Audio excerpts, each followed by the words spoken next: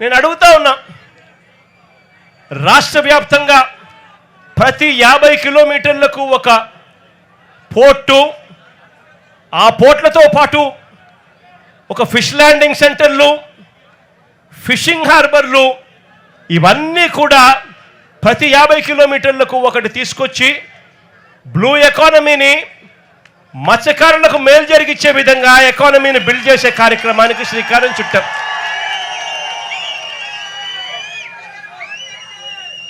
మత్స్యకారులందరికీ కూడా మంచి జరగాలని చెప్పి ఎక్కడెక్కడ మత్స్యకారులు ఉన్నారో వాళ్ళందరినీ కూడా మ్యాపింగ్ చేసి ఏకంగా ప్రతి చోట వాళ్ళ కోసమే ఈ ఫిషింగ్ హార్బర్లన్నీ కూడా నిర్మించడానికి శ్రీకారం చుట్టాం. నేను అడుగుతా ఉన్నాను, ఇదే చంద్రబాబు నాయుడు గారిని గట్టిగా నిలదీస్తూ అడుగుతా ఉన్నాను, అయ్యా చంద్రబాబు నాయుడు గారు, నువ్వు ఏ రోజు కూడా ఈ మాదిరిగా మత్స్యకారుల గురించి కానీ రాష్ట్రం గురించి కానీ ఏ రోజు ఆలోచన చేయలేదు. ఈ మాదిరిగా పోర్టులు కట్టాలని కానీ, ఈ మాదిరిగా మత్స్యకారులకు మేలు చేస్తూ ఫిషింగ్ హార్బర్లు కట్టాలని కానీ, ఫిష్ ల్యాండింగ్ సెంటర్లు కట్టాలని చెప్పి కానీ ఏ రోజు నువ్వు ఆలోచన చేయలేదు. ఏ రోజు వాళ్ళకు మంచి జరిగించే కార్యక్రమం చేయలేదు. చివరకు నువ్వు ఎలాగూ చేయలేకపోతివి, కనీసం జగత్ చేసిన పని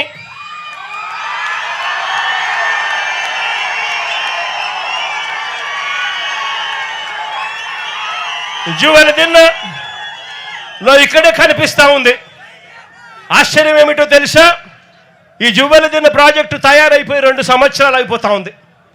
ఈ 2 సంవత్సరాలలో నేను మార్చి 12వ తారీఖున 2024లో జాతికి అంకితం చేస్తే ప్రధానమంత్రి మోడీ గారు ఇదే ప్రాజెక్టును మళ్ళీ ఆగస్టులో 2024లోనే జాతికి అంకితం చేశారు.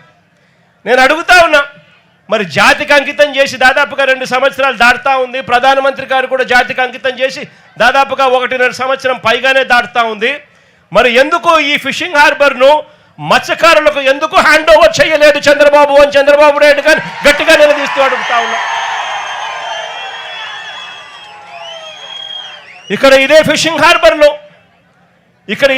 హార్బర్లో మత్స్యకారుల జీవితాలు మార్చాలి అని చెప్పి ఆరాటంతో ఆ రోజు ఇక్కడ ఫిషింగ్ హార్బర్ తీసుకొని రావడమే కాకుండా దాదాపుగా 1250 బోట్లు, దాదాపుగా 1250 మెకనైజ్డ్ మోటరైజ్డ్ బోట్లు ఇక్కడే ఒకేసారి యాంకర్ చేసుకొని వీళ్ళందరూ కూడా దాదాపుగా 25,000 కుటుంబాలు దీని మీద ఆధారపడి బతికే విధంగా ఈ ఫిషింగ్ హార్బర్ ప్రణాళిక చేయడం జరిగింది.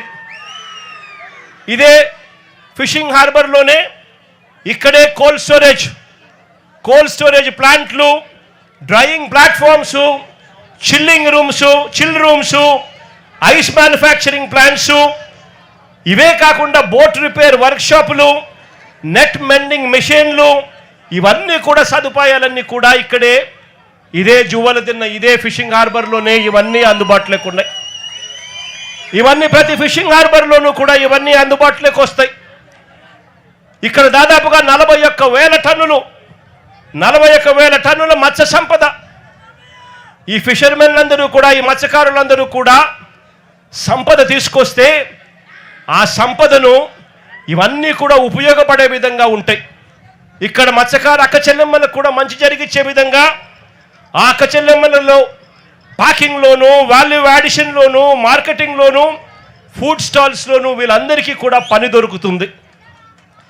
ఈ రకంగా ఒక ప్రణాళిక చేసి, ఈ ప్రణాళిక ఒకటే కాదు, ఇక్కడే ఇదే జువ్వలదిల్లలోనే ఏకంగా 1250 మెకనైజ్డ్ మోటరైజ్డ్ బోట్లను ప్రతి మత్స్యకారుడు హక్కుగా పొందాలి అనే ఆరాటంతో అప్పట్లోనే మా ప్రభుత్వంలోనే ఈ 1250 మెకనైజ్డ్ మోటరైజ్డ్ బోట్ల కోసం ఒక్కొక్క బోటుకు 12 మందిని నుంచి 15 మందిని ఒక్కొక్క బోటుకు ఫిషర్మెన్ అందరినీ కూడా గ్రూప్ చేయండి.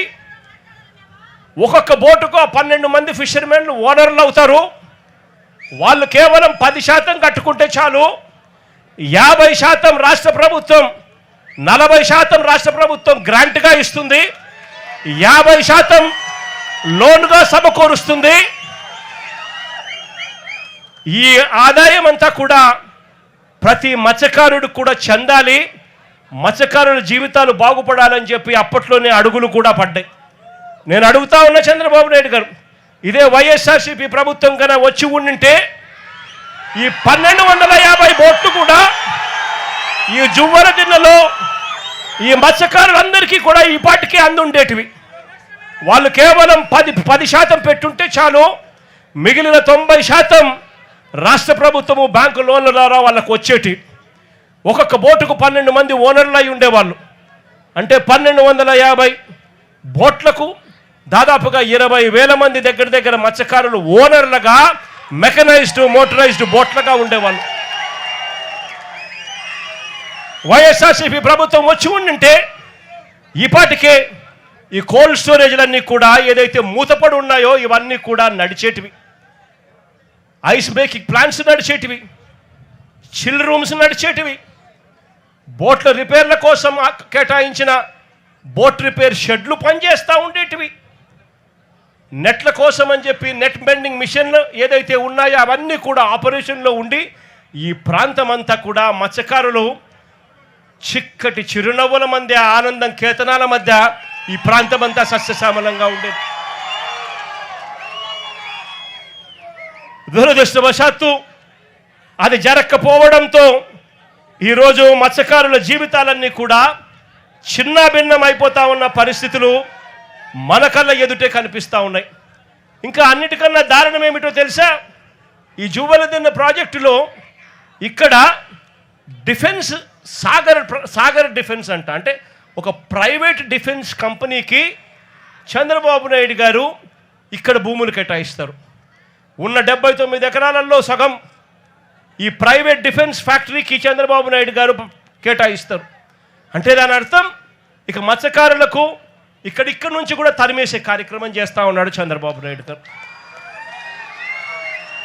నేను అడుగుతా ఉన్నా చంద్రబాబు నాయుడు గారిని, ధర్మమేనా న్యాయమేనా అని అడుగుతా ఉన్నా ఇదే మనిషి చంద్రబాబు నాయుడు గారిని.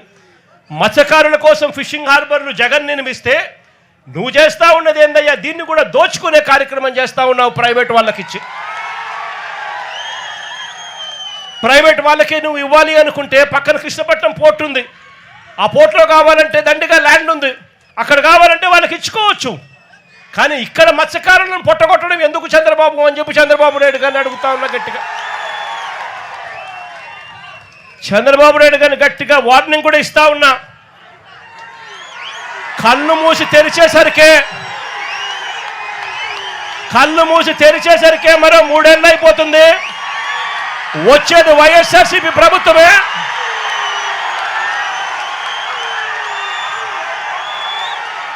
ఈ ప్రైవేట్ డిఫెన్స్ కంపెనీని ఇక్కడి నుంచి షిఫ్ట్ చేస్తారని చెప్పి కూడా చెప్తా ఉన్నాం.